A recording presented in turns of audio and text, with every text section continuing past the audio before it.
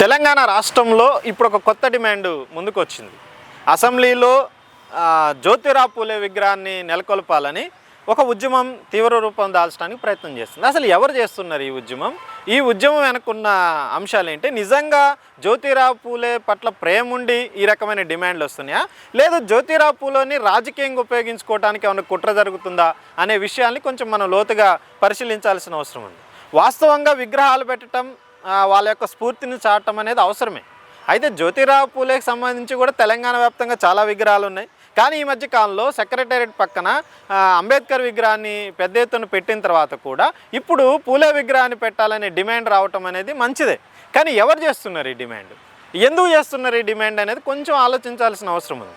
ఈ డిమాండ్ని ప్రధానంగా ఈ మధ్య కాలంలో లేవనెత్తే వాళ్ళ దాంట్లో టీఆర్ఎస్ సంబంధించిన ఎమ్మెల్సీ, గతంలో ఎంపీగా పనిచేసింది, రాష్ట్ర ముఖ్యమంత్రి కేసీఆర్ కూతురుగా కవిత గారు ఉన్నారు. కవిత గారే ఇప్పుడు ఈ డిమాండ్ తీసుకురావటం మాత్రం ఒక విచిత్రంగా ఉంది. ఎందుకు? 10 సంవత్సరాల పాటు వాళ్ళ నాన్న ముఖ్యమంత్రిగా ఈ రాష్ట్రానికి ఉన్నాడు, ఆమె ఎంపీగా ప్రాతినిధ్యం వహించింది. ఇప్పుడే బీసీల మీద ఎలా ప్రేమ పుట్టుకొచ్చింది? ఇంకా గట్టిగా మాట్లాడాల్సి వస్తే ఇవాళ సెక్రటేరియట్ కట్టింది కానీ, అసెంబ్లీ కట్టింది కానీ ఎవరి నాయకత్వంలో ఈ బిల్డింగ్స్ అనేది నిర్మాణం జరిగింది? అవన్నీ కేసీఆర్ గారు టీఆర్ఎస్ ప్రభుత్వ నాయకత్వంలే కదా. మరి టీఆర్ఎస్ ప్రభుత్వ నాయకత్వంలో జరిగినప్పుడు అప్పుడెందుకు బీసీలకు సంబంధించి ప్రతినిధిగా ఉన్న జ్యోతిరావు పూలేకి సంబంధించిన విగ్రహం పెట్టాలని గుర్తుకు రాలేదు? లేదు, అప్పుడెందుకు కవిత గారు ఆ సొంత రాష్ట్ర ప్రభుత్వం మీద ఎందుకు డిమాండ్లు తీసుకురాలేదు?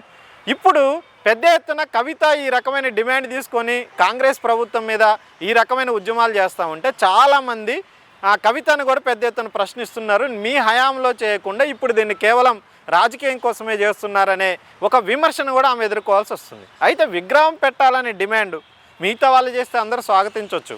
కానీ నిజంగానే విగ్రహం పెట్టాల్సిన అవసరం ఉంది అన్నప్పుడు బీసీలకు సంబంధించిన విషయాలు, బీసీలకు సంబంధించిన డిమాండ్ల మీద కూడా టీఆర్ఎస్ గవర్నమెంట్ ఏం చేసింది అన్నది కూడా చర్చించాల్సిన అవసరం ఉంది.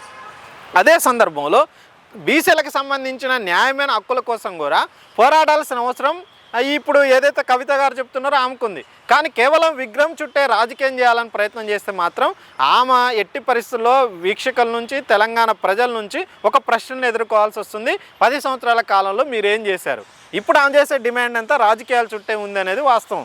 అయితే పూలే స్ఫూర్తిని చాటడం కోసం బీసీలకు సంబంధించి సామాజికంగా, రాజకీయంగా, లేదు విద్యాపరంగా, ఉద్యోగపరంగా వాళ్ళకి హక్కులు కల్పించే రకంగా బీసీ సప్లాన్ని తెలంగాణ రాష్ట్రంలో అమలు చేయాల్సిన అవసరం ఉంది. బీసీలకు బడ్జెట్ కేటాయించాల్సిన అవసరం ఉంది. బీసీలకు విద్యా ఉద్యోగ రంగాల్లో ఉపాధి కల్పించే రకంగా ఉద్యమాలు చేయాల్సిన అవసరం ఉంది.